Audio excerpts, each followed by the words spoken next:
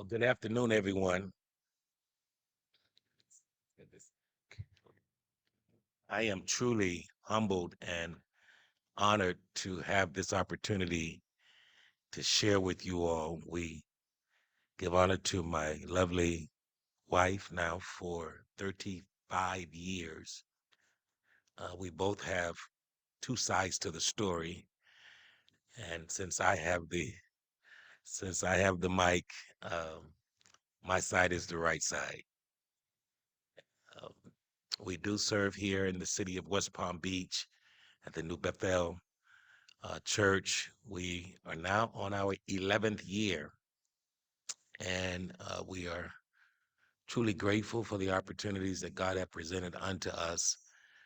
Um, as Rabbi stated, originally from Deerfield Beach, moved to Fort Pierce at an early age in our ministry, and so to have the opportunity to be closer to home where my parents are still living, and I am the eldest son, so I bear the responsibility of being the eldest, and so being closer to them. I'm so surprised that my mother is not here, and I'm sure it's my fault that I did not remind her this morning.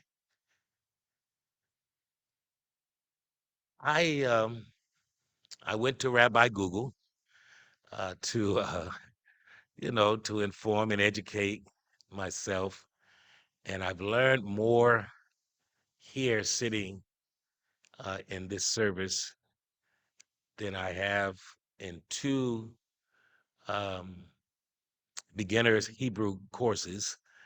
I was telling Rabbi's wife, and you guys probably should give her some accolades. She has been an incredible host. She was throwing out information faster than I can grab it. Um, but I do thank you. I've chosen for a topic lessons learned from the liberators. And God, we thank you guys for giving recognition to the Black History Month. And I've taken a look at the Old Testament passage, the Torah passage from Exodus 5:1. Afterward, Moses and Aaron went and said to Pharaoh, thus says the God of Israel, or Israel, let my people go, that they may celebrate a festival for me in the wilderness. Lessons from the liberators.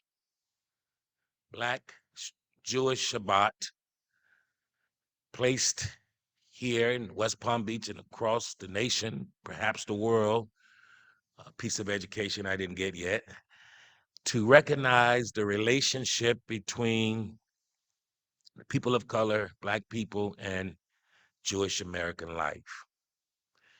And it is noteworthy to note that as we've come now out of January, the national commemoration of the life of Dr. Martin Luther King Jr. always, if Rabbi Google is correct, falls in the cycle of the Torah reading that tells us of the enslavement in Egypt of the Jewish people and their successive liberation. Black clergy and religious laity of the 60s. I'm a child of the 60s, a product of the 60s. I want to insert personal story. If I look familiar, just recently we had the West Palm Beach chief of police at our church for a town hall meeting. And it was a simple conversation that the chief and I had to come speak to our youth and young adults in direct response to what just took place in Memphis, Tennessee. And the press got a hold of it, so to the point, am I supposed to be standing up here? Okay. Uh, Press got a hold of it, so to the point that we have clippings of the town hall meeting going as far as the Today Show, ABC News, and even Good Morning America. And I didn't get to tell this little story as we were navigating, facilitating that town hall meeting. Born in the 60s, when clergy of color were doing the work of liberation, I never forget, I was in second grade, and 1972, I had come now to the second grade, 1972, here in South Florida. Integration had began, and I landed at what we called then the white school. And I met brothers and sisters who did not look like me. And we were walking home one day, one of my Caucasian new friends, sincere friendship, and I decided to take a different route home so that I could spend a little bit more time with my new friend. And the police came out of nowhere, and I was startled. I was literally fearful because in my community, police, blue and red lights did not end well, even as early as the early 70s. But my friend said to me, he says, Toby, don't be afraid of the police. He's your friend. And I said to myself silently, he's not my friend. But that police officer pulled his car over and shook hands, and he knew my new friend by name. He literally knew his first name. And he asked him to introduce me, he said, Jim, to your friend. And he introduced me, and I got a different perspective on police officers that particular day. But at the same time, people were fighting for civil and simple human rights. Black America's struggle for liberation from bias and second class citizenship, as we were impacted by the way of enslavement in this country, most of us, if not all of us, now call our country America. Black people, like newly born, the newly born Jewish nation of the Torah, looked for a Moses who could lead them into the promised land, but a different type of promised land of social and economic and political equality. And for many of us, that anticipated liberator emerged in the person or the personality of the Reverend Dr. Martin Luther King Jr. As a matter of fact, when I pondered the lives of Martin and Moses, I saw some powerful parallels, Rabbi, between them. Both of them were products of the people they had to lead. Both were products of the problems they had to liberate. And both Martin and Moses were products of the pain of being limited. Therefore, because of the lives of Moses and Martin, their lives have been interwoven together. When we study them, there are at least three lessons that I've pulled out that we can learn from those two liberators. And I always get a handwritten grade or critique when I get home. I don't know. I think you said something. That's what good wives are for, to grade us. And I'm trying to read my wife to see how well I'm doing. Lesson number one, we must be willing to stand when it counts. The reason why both Moses and Martin came into prominence is because they were willing to stand when it counted. Both saw a member of their marginalized community being oppressed and decided not to sit, but they decided to stand up for the oppressed. They were present. Am I correct with the Hebrew word hine? I get extra credit for that one.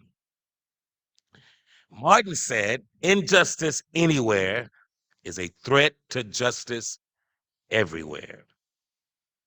We must be willing to stand when it counts. Secondly, be willing to surrender to our convictions. A convicting force that was much bigger than themselves drove both Martin and Moses to their respective purposes in life. Here's how Dr. King described that force that was internal in a speech to the Southern Christian Leadership Conference in 1967. And I quote, when our days become dreary with low, hovering clouds of despair, and when our nights become darker than 1,000 midnights, let us remember that there is a creative force in the universe working to pull down the gigantic mountains of evil, a power that is able to make a way out of no way and transform dark yesterdays into bright tomorrows. Let us realize the arc of the moral universe is long, but it bends towards justice, end quote. And I may suggest this afternoon that it is that convicting force that resides inside all of us that we must or ought to surrender to. We must be willing to sacrifice for a cause. Martin, like Moses, Moses, like Martin, dealt with plagues, promises, and hopefully this is not offensive, politicians. Both were identified while young as leaders. Both were given titles. Moses called the servant of God. Martin, the peaceful warrior. Both, more importantly, faced death with courage and confidence. Yes, both died in the fullness of their strength. Neither Moses nor Martin was able to physically enter the proverbial promised land, but both of them impacted millions during and after their lifetimes to fight for freedom. And so it is my prayer that those of us who are benefactors of Moses and Martin's labor would take these lessons and stand when it counts, surrender to our convictions, and lastly, sacrifice for a cause. God bless each of you. Shalom.